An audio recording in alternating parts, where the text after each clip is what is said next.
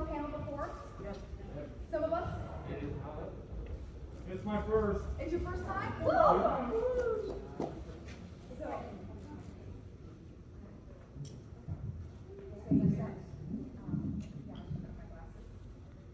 So first let's introduce ourselves. Brianna, you want to start?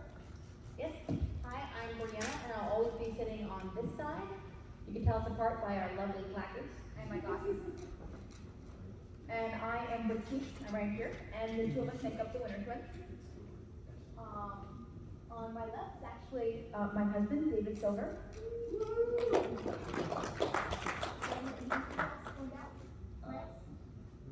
I'm Rand Mosley. I'm the senior editor for YouTube Comics. The managing editor at Heavy Metal before that. And I'm Todd McCaffrey.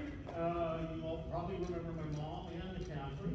I've written 8 books in the Pern series, and Brittany and Brianna and I have written 20 books in the Twin Soul series. And we've written The Magazine War, which we debuted here. And we're writing lots and lots and lots of cool stuff. Thank you so much. Can I ask whoever's right in the room? I'm actually hard of hearing and I can't hear my panelists. Is it okay if they take off the masks? Do they see it? Okay. Thank you so much.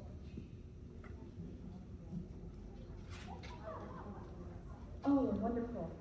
All right, so I think we'll start. So you guys will introduce yourselves at the booth. I couldn't hear. Yes. Awesome. So the first question that I want to start today is how we got started and what keeps you going. Because we all have a dream, right, to get started, I presume, because you're at a writing panel, to be a professional author. But then you're in it, maybe for 15 years, 20 years, 30 years, and then it's your profession. What keeps you going? So let's start with Todd.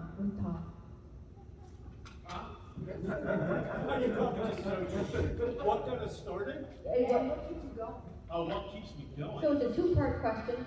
What got you started? How did you get started? And the second part of the question is, what keeps you going? Okay, well, really, I mean, everybody sort of expects the answer to be, well, Ann McCaffrey was my mother, and I was perked under the hearing the stories. Not quite so. Can you all hear me now? Can you hear me now? Yeah. All right. Sorry about that. I was afraid it wasn't going to pull. So Ann McCaffrey's my mom, and while there were science fiction books wandering around, the first books I actually read in science fiction were Space Cat. And Space Cat on Mars. And Space Cat goes to Venus. I think on Space Cat on Mars, he meets a space kitty, and kittens happen. But it was wild. It had the old Chesley Bonestell 3-fin proper rocket ship on the cover. And there was a ladder going down and an astronaut in a goldfish bowl helmet, the big glass ones, and the cat was in the big glass helmet. And at the same time, my mom had a story in a magazine. And the cover of the magazine was a banana floating in space with stars behind it. And so I had a choice between a cat on the moon or a banana floating in space. I gotta tell you, cat on the moon was the winner. Later on, I realized that actually that was where the story of the ship who sang debuted. So as an adult, I kind of go, but as a kid. So I found science fiction a long time back. What keeps me going? There's a number of things in it. I'm now at the point where I write because I love what I'm writing. I'm having so much fun doing stuff. It's a blast. It's kind of like, I'm working on the Canaris Rift series now. I've got 4 books into it, working on number 5. Hopefully it'll end at number 6. But I don't know where these people are going. I don't know what's going to happen next. I am now apparently a mass murderer. I'm up by, I think, 52 billion people dead, so excuse me. This is the first time I've done anything that huge, but it's a very, very huge type of new level story for me. But that's part of it, and Brittany and Brianna and I work together, and that's an entirely different way of working. And we have a blast doing that because we're all at the point where we can leave our egos at the door. So if we start throwing out ideas and somebody says, well, I don't like that idea, I really think you should do this, we don't say, oh my God, but it's my baby, you killed it. We're going like, yeah, okay, let's think about it. So that's part of it, you know. But you write, my mom said once, you write because you can't not write. You do it first, always, write first for yourself. Stephen King says, you know, you can revise the second draft for everybody else, or see what you do, but really write what you love. And I will shut up. One quick thing, if everyone could please refrain from using flash photography, that would be great. Thank you so much. For some audience members, all good? All right, perfect. So I started in 1987 in the black and white boom of comics, writing and drawing really horrible short stories that went in anthologies for companies that no longer exist, and decided that you get innovative and creative when you want to get in, and the big boys won't let you play. So we convinced a martial arts company that published martial arts magazines that the key to success for them in the 80s would be to do a series of martial arts comic books and to let us edit them. And we had no experience editing comics, much less drawing and writing them. But we were convincing enough that they actually let us do that. And that was the start of my comics career. Over 10 years of writing and drawing comics, I realized that I'm too slow of an artist to make an actual living at it. So I went entirely into writing and editing. I had pretty much shifted almost entirely to writing and had given up on comics when heavy metal came knocking and said, do you want to be the managing editor with Grant Morrison for heavy metal? And that's kind of like, yeah, okay. So it's that Michael Corleone, moment of Godfather. It's like, okay, well, I'm done. But I shifted almost entirely to writing screenplays, writing short stories. I wrote a couple of screenplays for 20th Century Fox that never got made because they would have been $210 million budget films. Actually, one of them was adapting a Kevin J. Anderson story, Ill Wind, which is a big, excuse my language, shit goes boom, the world ends, horrible things go awry, and yet those plucky humans will keep going. But that, for me, that segues into like what keeps you going. The thing for me is that in the last 8 years, there was a real moment of introspection for me of like, why are you doing this, and what? I don't believe that an artist or a writer should be restricted in what they tell stories about. I absolutely believe in freedom of expression and freedom of creativity. But from a personal responsibility standpoint, I feel like there's a very reductive, kind of simplistic way of dealing with conflict in a lot of entertainment today, especially film, books, TV, and I was interested in telling stories that were more complex in terms of the fact that there are not simple answers sometimes, and the very effort of fighting through the hard times is honestly what makes it worth it. And honestly, the writing, that's the thing that keeps me going at this point. Like Todd was saying, it's the joy of dealing with the subject, dealing with characters that, I absolutely, if I were to keep writing genre film stuff, I would make a lot more money. I would get WGA insurance, which is phenomenal. But at the same time, it's a really depressing, for me personally, state of affairs. And I would rather write stories about things that I think that society and the world needs more stories of. So that's what keeps me going now.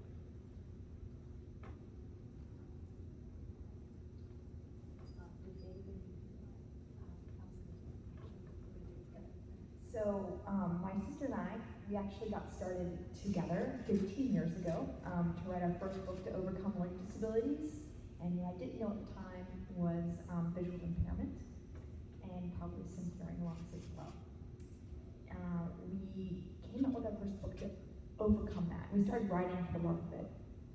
And actually, we grew up not too far from here.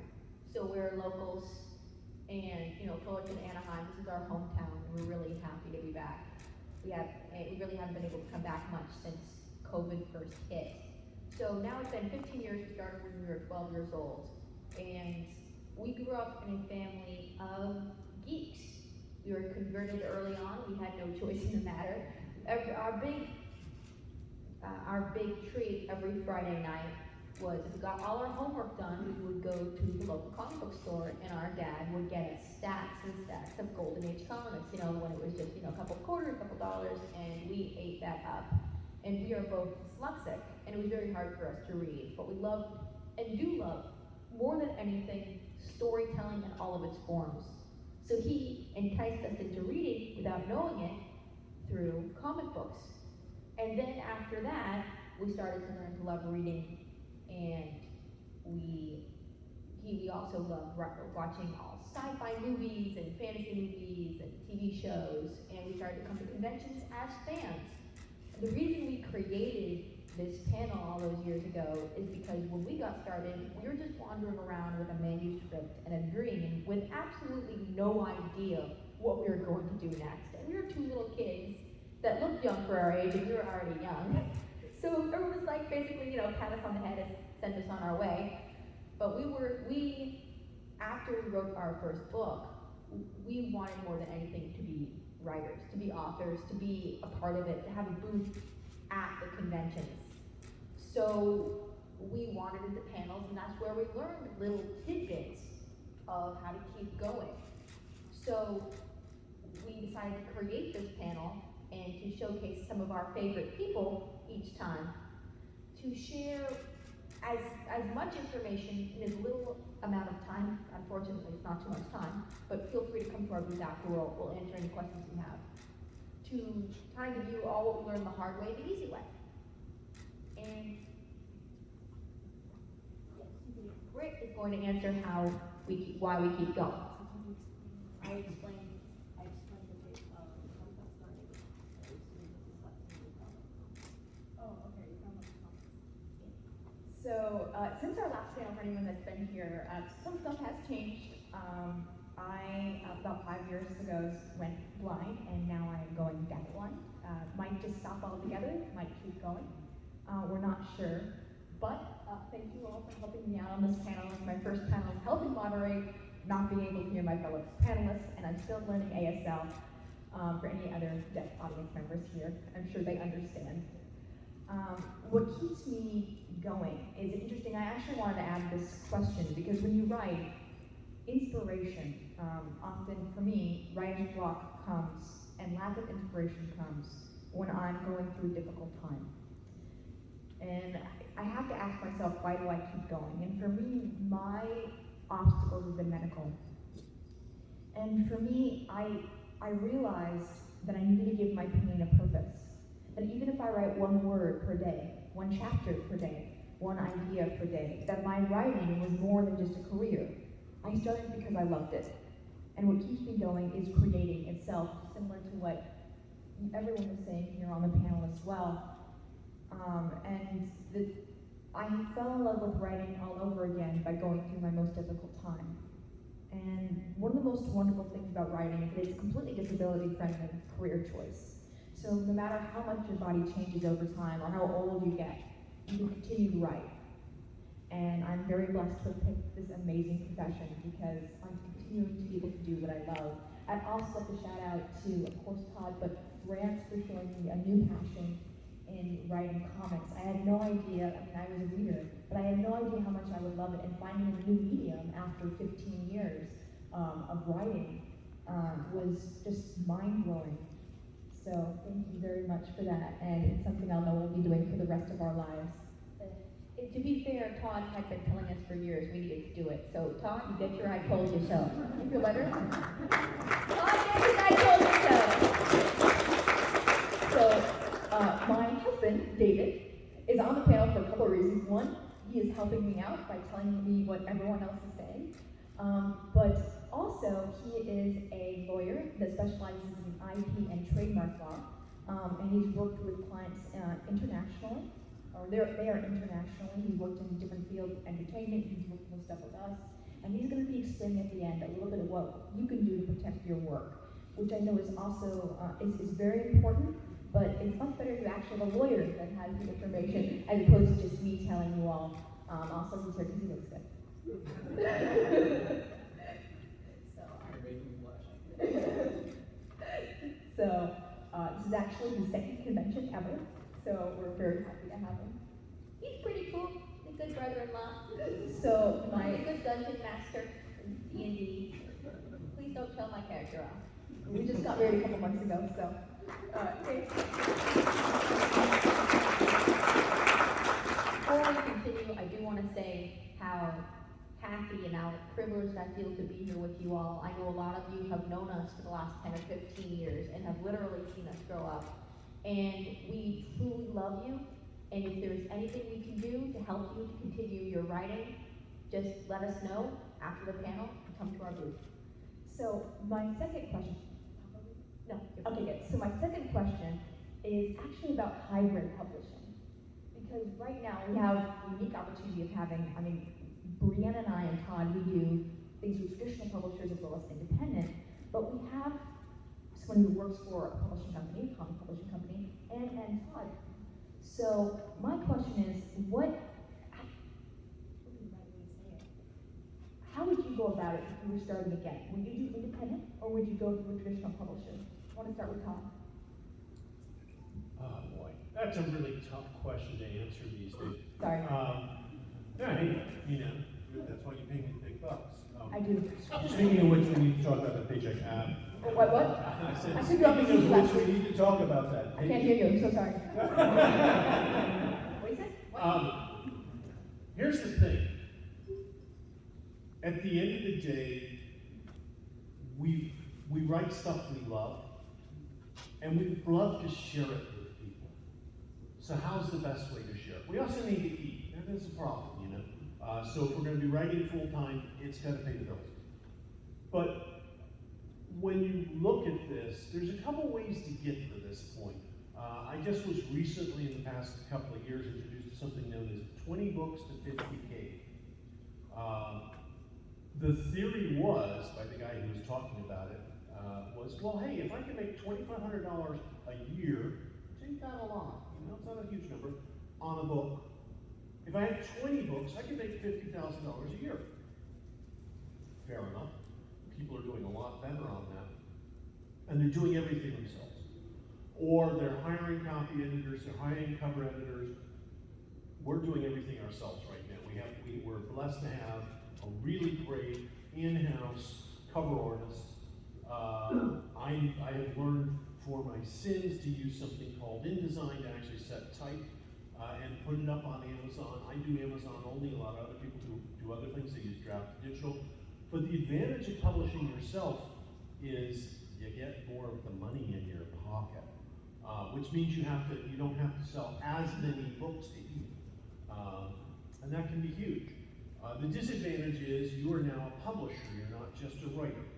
So not only do you have to write the words, make sure the words work, you now have to format the words, you have to get somebody to do the cover, you have to put the cover up there, you have to get it out, then you have to tell people that you got something. They need to know that you have a product. You can't, you can make the most beautiful thing in the world, and if nobody knows about it, it's yours. Now, Emily Dickinson did that with her marvelous poetry, and we're blessed that somebody found it and brought it out there, but she would have left it in the drawer. Anyway, so with independent publishing, you can get very, very successful and have a lot more creative control over your product. It means that there's more work. You're now selling stuff. With traditional publishing, the world's changed. With traditional publishing, it used to be, back in my mom's time, you'd write a nice novel. It might not be perfect. It'd go to the editor. The editor would see something in it and give you notes to help you make it into what they think and what you think it should be. They'll give you great insights into how to make this the best novel ever. Then they'll get it over to the advertising department, the art department for cover. Somebody will put a blurb, which is what we say for the words that are on the back of the cover, send it out for reviews, publish it, move it around, market it, do all that stuff. But because they're doing all that stuff, understandably, they need to eat too. So they can't give you all the money that you could get if you did all that work yourself. They can give you between 6 and 8% of the list cover price. So that's the difference.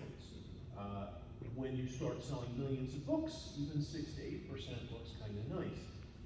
But going back to this alternate idea of being an independent, you would sell, seeing as Amazon gives you about 70% on ebooks and 60% on regular books, you would have to sell 8 times the amount of books to a publisher to make the same amount of money as you would do if you were independent. So it's just something to consider. It's also easier to do nowadays to do independent stuff. It used to be really hard, but Amazon will talk you right through it. There's other people like Draft Digital. There's some really cool software out from the Kindlepreneur people called Atticus that helps you write your book, format your book, and get it up there. Really worth looking at. We have a whole new realm of aid in terms of getting your words right, something called Pro Writing Aid, which Brianna just loves, because they're dyslexic, so it fixes all of the dyslexia, it gives them some ideas about, hey, this sentence doesn't work because, and it's really worth looking at.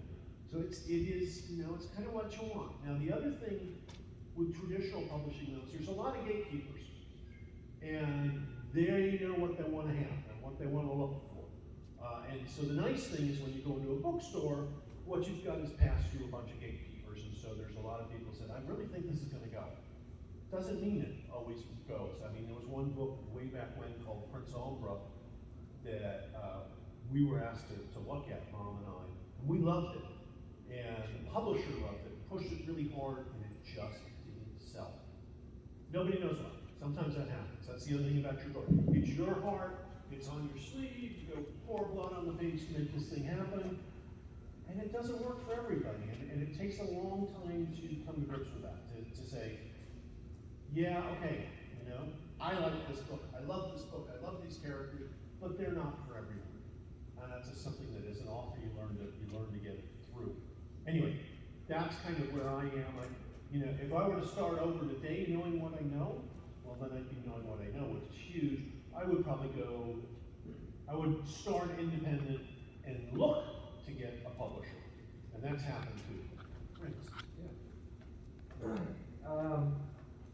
Well, I've had the advantage of my mom decided at the age of 75 to start writing books, and has published 4 at this point. And she's done this entirely independently. And I've been able to give her the wisdom of my experience in this. I think the first thing that you have to ask yourself is, going on with what Todd was saying, who are you writing for? Aside from yourself, because honestly, you should be writing first and foremost for yourself. You need to figure out what the stories are that only you can tell in the way that only you can tell them. And I cannot stress that enough, because the world is full of aggressive competence and sliding mediocrity, and it's much better to figure out what is the thing that you can add to the world that is completely powerful and unique and different. And once you figured that out, you're doing this with the idea that there are going to be people who like what you say and how you say it. And that helps boil it down. If you are writing big ticket kind of books that have a mass market appeal, and also readers. Get readers before you do any of this that are not just your family and friends. People who are other writers, people who are editors, to give you feedback on this, because that helps you have an empirical, objective viewpoint on your market and where it targets. And from there, it's figuring out okay, where are my audience? If you are doing something like, say, for instance, like Brian Evanson's doing with like the Glassy Burden and Floor of Hell, which everyone should read, by the way, has a collection of short stories that are ostensibly more literate horror fiction stuff, but it's the first time in decades that I've actually been creeped out and scared after reading the short story, and had problems sleeping. So, and it takes a lot to bring that over to me. So, but he's published through a 501c co-op called Coffee House Press. And there are a lot of smaller publishers like that that are very targeted. So it's not necessarily a binary choice. It's not, you're either going to Simon & Schuster or you're self-publishing. There's also like Blackstra Press and smaller mid-tier publishers who kind of have an advantage of having a very specific demographic that they're targeting. There are ones that are science fiction and fantasy oriented, there are ones that are more literature oriented, there are ones that are urban fiction related. So, you know, all this is, again, part of your job as a writer. It would be lovely, yes, it would be lovely if all we had to do was write, and then someone else takes care of all the horrible stuff, but it doesn't work that way. Not if you want to be successful. So you need to do your research, you need to figure out like where the targets are, and that helps make a sense of it. As Todd said, if you want to go the self-publishing route, and your work is good, you can absolutely succeed. My friend Tony Lee, when the pandemic hit, a bunch of his writing dried up. And he decided, okay, I'm going to write some crime novels under a pseudonym, and I'm going to publish them through Amazon. And he has published, in the last 2 years of the pandemic, he has published 5 of these books under the name Jack Gatlin. And you can get them on Amazon. They are consistently in the top 10 crime EPUB books on Amazon. He makes more now a month on those Jack Gatlin books than he made on the entirety of his writing. And this includes writing for television and film in a year. So, and really he was going off of, like, he was not using his name, he was using a pseudonym. It was an experiment for him, and it has been a very successful experiment. So you absolutely can make a very good living off of it. My personal advice is, if you're doing this, find a job that allows you to have at least 4 to 6 hours a day that you can focus on your writing, because you're going to do better writing prior to working professionally, i.e. that's the only way you pay your bills. If you are not trying to write to pay the bills, because you're going to write better. So I think that's kind of where I'm at. Yeah. Awesome. Great. Okay. It's time for me to actually say a little bit something. So I don't have as much experience as to whether you should go independent or whether you should go with an established publisher. But what I can talk about is the different type of rights that you would have, and how that can be kind of impacted by publishing something yourself independently or going with a publisher. So if you publish something yourself independently, you own all the copyrights, you wrote the work, you're working with yourself, you don't have to split up those rights with anyone else. When you go with a publisher to do that work for you, you're going to have some sort of agreement with them that kind of splits up or gives them permission to use your work. So copyright, and I'll go into this, I think, towards the end as well, but copyrights have a variety of rights within the overarching term. And part of that is reproducing your work, part of that is distributing your work, and that's something that the publisher is going to have in order to do their job. They're going to have to be able to copy whatever work you do, and they're going to have to be able to distribute whatever work you do. So you're going to have some sort of agreement with them.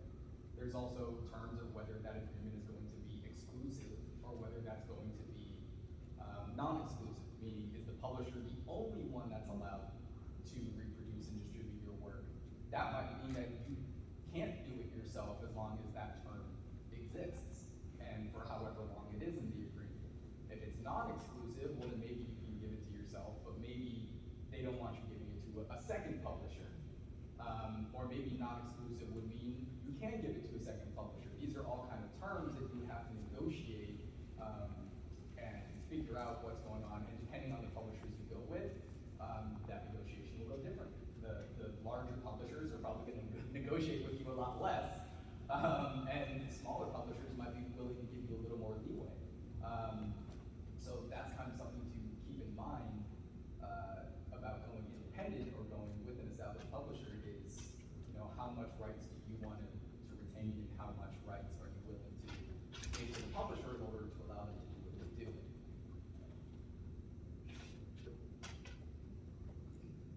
Okay, and I guess I'm talking more at the end, so that'll be it for me for now, and then I'll come back in later. Go Hubby. All right. I guess my answer to the question is pretty straightforward. What I would do is I would probably write more than one book. And I would take these 2 books or 3 books or whatever it is. I would self-publish one, and then I'd probably take one and try to go the traditional route. And then if someone approached me on the independent, that'd be different. And the reason I would do this is I've discovered over the time I've been working that it's, I got started with a very definitive idea of what I wanted and exactly how I want my career over the next coming decades to be, point by point by point. And of course, none of that happened the way I thought I wanted. And I have learned that there's a lot. Learning what you want is incredibly important, and that's a process. And learning how you want to collaborate with others, if you want to collaborate with others, if that's something that means something to you, that's something to explore. For instance, I discovered I love collaboration. I know a lot of other people that make a very good living that despise collaboration and try to avoid it as much as they can and be the god of their own little world, and that's fine. And you can do that independently and not have to work with anyone for the most part. So I would have more than one work and explore all options at once to begin with. So, of course, I agree with Brianna, but not always. It's not always. Actually, But right now I do. But what I would do is probably write, if I was starting completely new, I would write as much as possible. And I would work on social media as well. So I would have things that I'd be submitting to literary agents and publishing companies, and I would have things that I would do independent. Basically, any stream of income that I can find with writing, I would explore to find what I like and write as much as I could. Even at the beginning, if it was garbage, you have to start somewhere. also, probably what you think is garbage, if you're very passionate about reading and writing and study and you really know your stuff, it's probably not garbage. Also, now with self-publishing, there's always an audience for something. So even if someone, a publishing company doesn't want to buy your work because they don't think there's an audience, I guarantee you there is an audience. And it doesn't have to be a large audience. There could be a very small audience of a couple 100,000 people internationally that absolutely love exactly what you love. That could make you a full living. So think about that. It might be super, super, super niche, but enough to make you a full living and live a very happy and fulfilling life. Owning a niche is a very big deal. It's very powerful, and it doesn't matter how obscure it is either. So we did this pen a little backwards in the way we usually do it, but I think it's been going along swimmingly. So our next question is going to be about the writing process. Exactly. So what, for our panelists, what your process of writing would be, and how, again, another 2-part question, how the initial ideas usually come to you. You're looking at me, I think. Are you looking at me? Yes, Okay. we can start with Conrad wow. if you want to start. Oh, should we just make Brianna start? Because no, Want it's okay. Brianna to start? Go, No, let's. no, it's okay, you can start. I'm okay, I can No, start. I don't know. I just like See, messing they with put you. me so far away from It's a you. little bit of anarchy up here. Maybe I should get worried. Go for it, not. I will go for it then. I just like to mess with Todd. So one thing to understand is that your writing style, the way you actually put words on paper or words in the ether, is going to change over time. You are a work of progress, and so as you progress, you'll find different ways to do things. Kevin Anderson outlines his novels, and then he goes for long walks, and he dictates each chapter into a digital voice recorder. And he goes for, like an hour hike, and that's one chapter, and on the way back, he dictates the next chapter. Not so easy. But one of the things we want to talk about, I think, at some level is, do you outline or do you pants? Okay, when we say pants, what we're talking about is you're really writing by the seat of your pants. You don't know what's going to come next. You may have an idea where it's going to go, but you're not committed to that idea. I mean, it could be you decided at the beginning you wrote this horror story and they all die at the end. As you're writing the horror story, you decided, you know what, that one character, I want that character to live. So that one gets to live with you. You're pantsing it. The nice thing about pantsing it is that it's fresh, new, and just, you don't know where it's going. The hard thing about pantsing it is it's fresh, new, and you don't know where it's going. So there are some times when your story will just fall apart.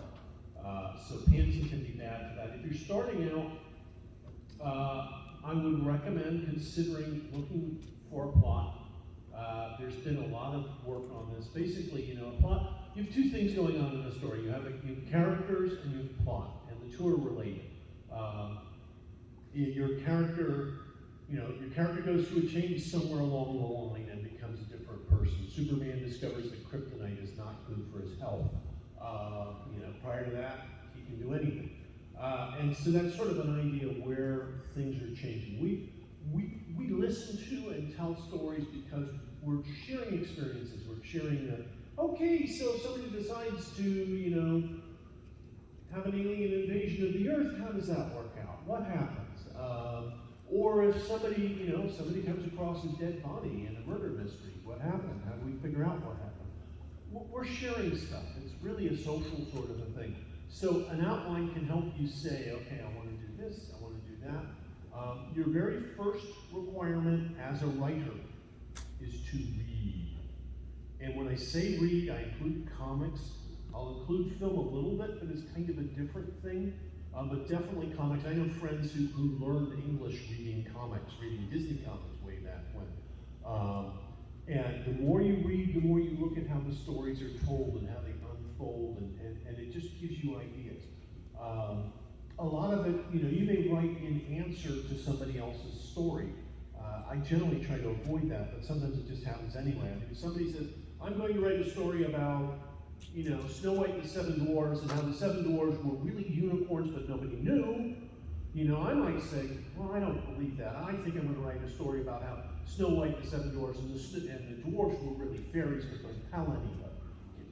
It's an answer. It's kind of like we're having an existential conversation. Anyway, so those are the two different ways to go. Pants or outline. When you're writing first, you will probably want to look at outline because it's a lot easier to say, okay, I want to do this, this, and this. Anyway. Yeah, as Todd said, if your writing style develops, alters, and changes over time. My current style, which I'm very happy with, I think that it gives me the best of both worlds in producing something that has that kind of fluidity and spontaneity within the writing process, but also gives me the structure. It's playing with a net a little bit. I can be on the high wire doing insane things because I know that if I fall, it's not going to completely crack my skull open. It's just going to maybe dislocate a hip. So the idea for me is that I go through 3 stages in writing. I go through the gathering nuts stage, which is a Word doc that just has random elements that will be in the story somewhere. It can be everything from, and this is, while this applies to a novel that I'm working on, it also primarily applies to screenwriting, the feature films. That I know, like, here's where it's going to start, here's where it's going to end. And some of these things are reinforcing themes, right? So I know at some point there's going to be a close-up on a child's hand working with an old worn doll. Because I know that thematically that's going to reinforce the theme, but I don't know where it's going to fit in yet, right? So it becomes, and that's usually a 2-month, 3-month process of just random things that come to me when I'm running, when I'm doing chores, when I'm supposed to be working in my quote-unquote real job. You know, and I'm like, oh, I've got to go over and do this. And then when it reaches a point where the hopper is full of acorns, then you start moving those puzzle pieces around.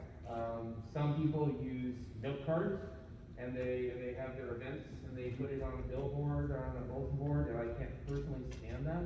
I am a control freak, and I want everything labeled and organized and in order, and I don't want the clutter of it, because then it will stress me out. Because again, this is part of your personal process that develops over what works for you and what doesn't. And there is literally no right or wrong answer. It's what allows you to tell the stories that you are built to tell. And then once the outline is done, the outline usually is like a week-long process. Usually takes a day to take all of the slug lines and everything and put it into an outline form, and then a week of basically contemplating and come back to refining and all that. And from that point, when I write the actual screenplay, it's usually a 3-day process. Because at that point it's butter. It is just the joy of writing, and it's really like, how do I use language to convey this, both from the technical standpoint to get everything across that production needs to know, but also that actors can know, here's what this character is actually about, here's subtext. Like, well, here's what the character is doing that tells what's actually going on, even though they're saying this. And it's the same kind of thing with, for me, with writing prose, that it's the greatest thing about writing in and of itself is, you know, it's language at its purest. And language is a beautiful thing. That is, like, you can just tell, you know, a Hemingway, and Hemingway certainly has some prowess, but it's, you know, it's just cutting all the fluff and going straight to the thing. But A, there's always going to be someone that's better than you, and B, you're always going to be better than you were previously when you keep doing this. I'm going to tell a really quick anecdote. So I'm editing a book that Margaret Atwood is writing a story, the David McAvoy story. And so when the script came in, and mind you, I've been doing this for 30 years, right? I in theory know a thing or two about a thing or two. And I read her script, and I just like, I went, oh fuck, I don't know how to write. Because her efficiency and beauty in using language, it's an astonishing thing. And this is like, you know, an early draft. I'm just like, oh my god, all right, so yeah, all right. So I need to go back to the woodshed. And for me, that's inspiring. That's the thing of like, okay, up your game, let's go. So. I love what you said there about Margaret Atwood. That was awesome. So our process has actually changed, because we mostly are collaborative with each other, and then we work with, of course, Todd as well. But we actually work a lot on FaceTime and Google Docs. For me, I tend to have story ideas come to me about 1 in the morning, in the place between being awake and being asleep. And they usually, and it's not often, they come to me in absolute clarity, and I can see it just playing out as if it's happening on its own, but I have some sort of control over it.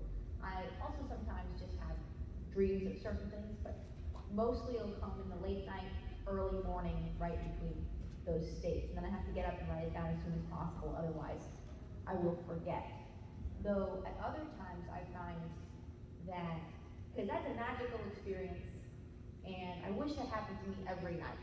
It does not. Maybe it happens to me once every few months if I'm lucky.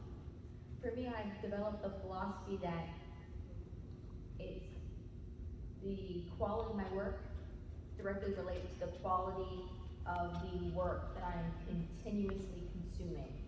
And it's not just reading, it's movies, it's art that I look at. And I've done this a lot during the pandemic. I spend a lot of time on my computer and just try to consume as much quality content as possible and things that bring me joy. Not even just fiction, but also reading about science and things like that. And then usually I have maybe some sort of emotion or theme or question I have about life that's kind of always in my head thinking about.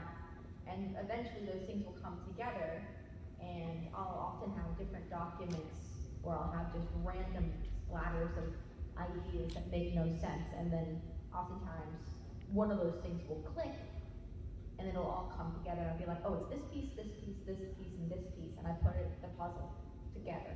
And then Britt and I's writing process is creating. Yeah, go ahead. So when I first create an idea, it's actually become very different than Brianna's.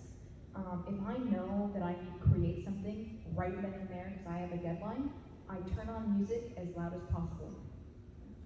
And I mean, sometimes I'm writing about that music, or I just put on something that I like. And sometimes it's just a beat, and then I close my eyes and try to imagine the scene, and I imagine over and over and over again until it starts to make sense. I have to visually see it. And then I write that component down and start to do a layout. I start at the end, go to the beginning, and go to the middle. That is a process that we share. Yeah, but for me, it has to be, I have to be able to physically see it, and then our writing process, why we work so well together is, give an example. Say we're both in a forest. I'm the one that, Brianna's seeing the trees, but I'm actually seeing the entire forest. I'm very detail oriented. And I'm more bullet point, layout oriented. She's very structured. I'm very much Detail detailed. drives me crazy. And we are Good habit. we are we are complementary opposites. So We never argue. ever. We always have one good argument. It's not a fight. It's just a good argument because our relationship is a lot like a very old married couple. If we're not bickering, we don't know what are we gonna do with our time, right? Like, what are we gonna do? We don't know. So we usually bicker over one thing or another. But we have a philosophy that all ideas that we have for a story belong to a story, And that works. if it doesn't work for the story, well, it'll work in something else. Put it aside. And if a story idea just doesn't work, I've had this. It doesn't work, write it out in a summary and save it. Even print it out. We had a flood years ago in our old house, and we lost an entire book because the computer fried.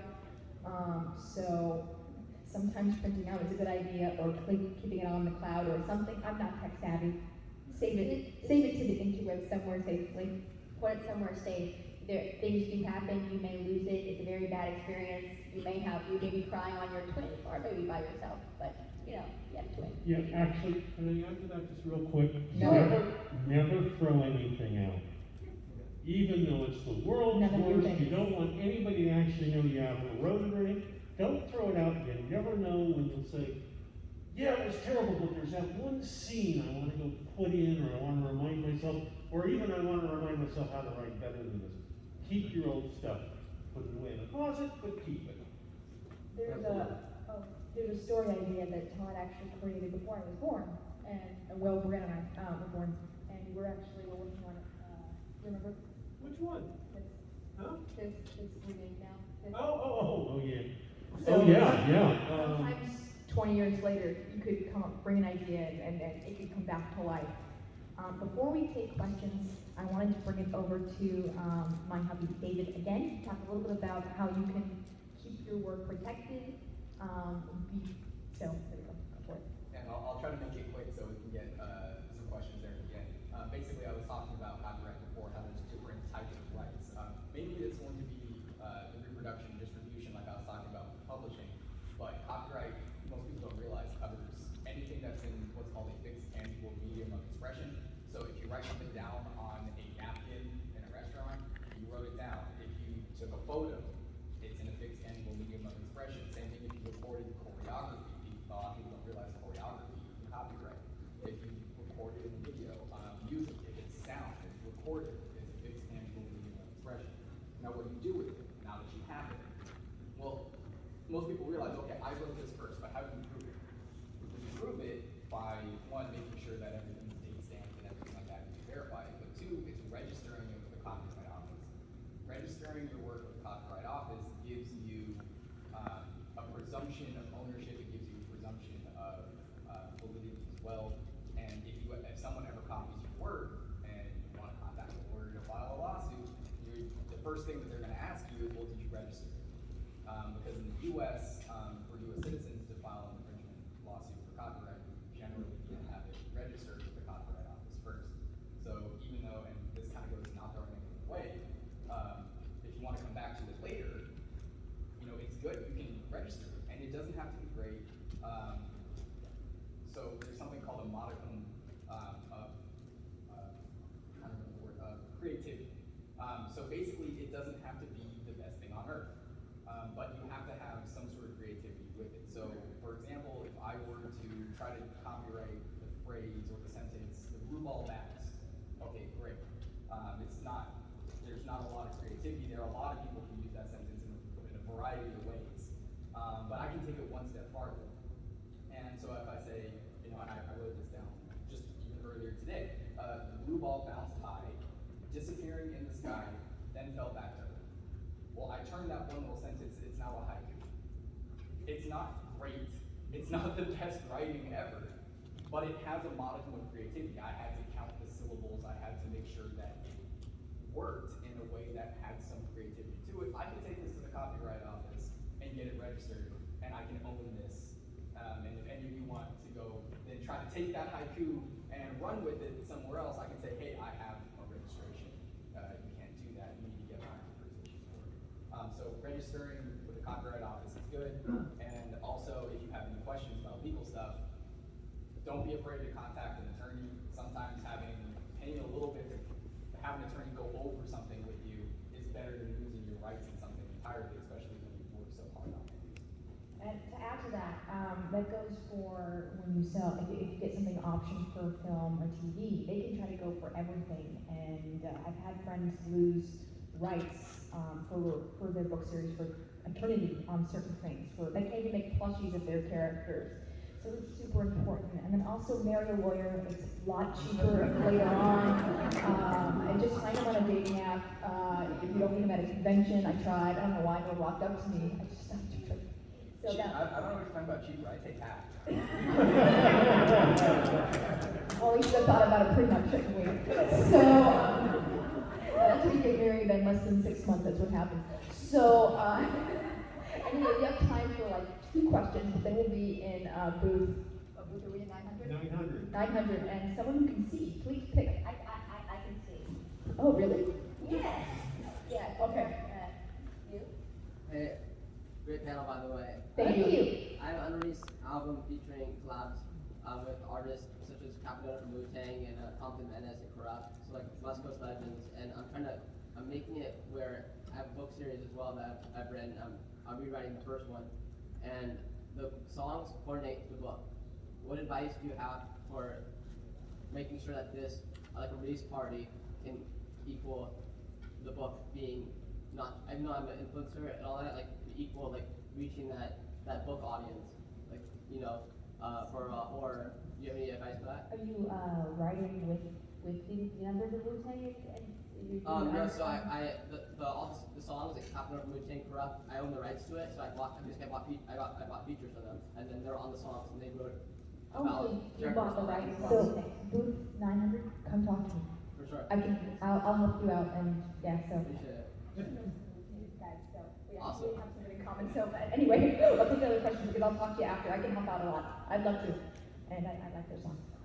Who's next? Kevin? Yes. So when you make the story, do most of your stories like come from like an idea when you like go outside and do something, or is it like from the TV shows or movies you watch? For me, I actually do find that when I move, I get more ideas. So I actually like to listen to music and dance around by myself, or I love to go on walks. I don't know, you guys, any of you guys have any, do you get more ideas when you're moving around, or do you more when you're sitting? I had an idea eating pizza last night. As a matter of fact, that's the one I told you about, Brianna. You had that eating pizza? Yeah, I had one pizza down over at the Hyatt, or the Hilton. Wasn't bad pizza either. But it was just sort of between one step and another, it's like, oh my gosh, this is a really cool idea. I'm going to have to check with Brianna and see if we can go for it. You don't know where you're going to get an idea. and you should just run with them. You know, I keep a list. I use my cell phone and I make notes. I say, hey, how about this? How about that? I generally don't find myself picking up ideas from watching TV or film because I'm afraid it'll be too derivative. You know, it'll be kind of like, let's do Lost in Space again. You know, I liked the last reboot, but hard to sell. Yeah. I strip mine my past. So I had a very interesting younger life, and now I'm a crotchety old man who likes to just sit at home and think about the error of his ways and how I can monetize the error of my ways. That's brilliant. That made my day. You know what? I know the high point on that one. Sure. Real fast, can you please repeat the website that you recommended to look at to improve your writing or to check your writing? Yes, Pro Writing Aid. Can you spell that? Pro Writing Aid. A-I-E. Perfect, thank you. Can you talk about your experiences with literary agents, how you got them, and how that all worked out? You did that very quickly. Sure. Todd and Rance, you guys want You want to go first? I do not have a literary agent. I have been a WGA member for 8 years. I have worked professionally for 30 years. I have never had an agent. I am currently talking with a couple of managers specifically because I moved into writing and directing independent film, and they are helpful with hooking me up with financiers. If that was not the case, I would still probably not be pursuing representation. Because why am I going to give them 10 or 15% if I don't have to? Yeah, I have an agent, and I may actually use them again. But the problem is, you're putting another person in the way between you and your money. Bad idea. You're putting another person in the way between you and getting your creative projects going. Agents can be lifesavers for knowing, you know, where to bring a book and that sort of stuff if you're going with traditional publishers. They can be the ones they go around knocking on doors. They give you some notes on what worked and what didn't in your manuscript before you run it out. But you know, it's your choice. For myself, I'm not so sure. I would, if you're looking for an agent, I would suggest that you go look for the authors you like, and then go find out which publishing houses they're at, and then start looking for agents who work with that publishing house. Yeah. And then you have to send them a query letter saying, hey, are you taking anybody new? And they will say, well, yeah, send us a chapter or send us a book or something like that. The other problem with agents is you got a lot of time. You know, because the process is now, and if you're doing traditional, this is pretty much the process. You go find an agent. That can take anywhere between 3 months to 2 years or more. After you've found the agent and you've got a manuscript that's ready to go to a publisher, they walk it around the publishers. Publishers generally don't want to be the only one looking at that manuscript at the time. Rarely do you get somebody sending it out to multiple publishers. If you're Stephen King, yeah, because you're a big name and it's a guaranteed sale. But that means that it'll go out to a publishing house and it'll be 6 months. If it doesn't go there, it's another 6 months. Doesn't go there, it's another 6 months.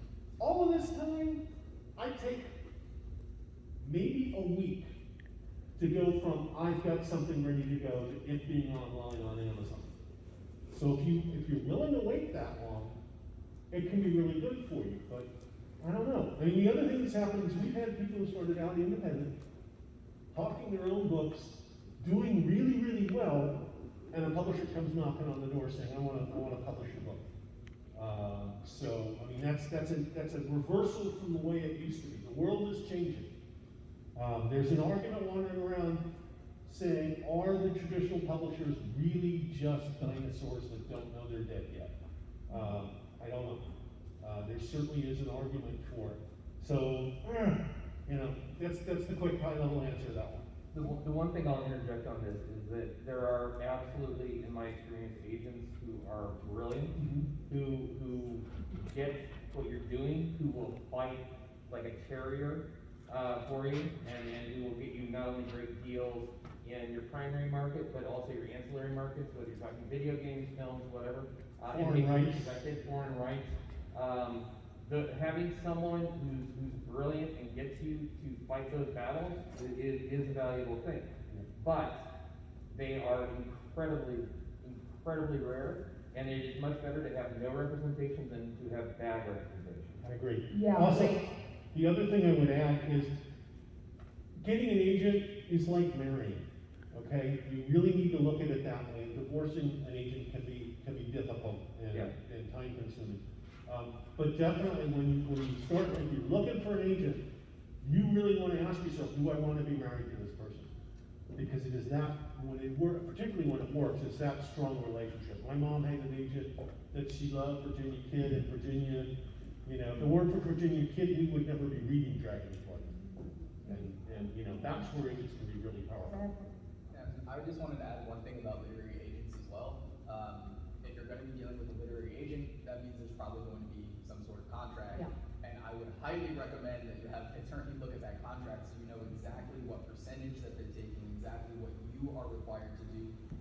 The literary agent might require you to churn out some sort of work more quickly than you might be comfortable with. It really depends on the agreement. So make sure you have an attorney look at that. So you know, like, if you're going to marry someone, you know what you're getting into.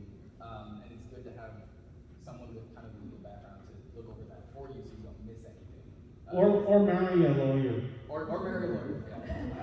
That's a good running joke. So I think our time is up. Am I correct on that? Yes. Okay, so thank you so much. This was a wonderful experience. Before we go, there's two things I want to let you know before we head out. Number one, we are booth 900. If you have any questions, we'd love to answer them. And number two, we have a lovely member of our team, Debbie, there with happy little newspapers and other little things that we'd love to give you. So if you want one of our newspapers, she's right there. Rance, where can we find your work? You can't. No. If you're interested in the books that I work on, z2comics.com. Woo! And Todd, where can we find your work? Booth 900.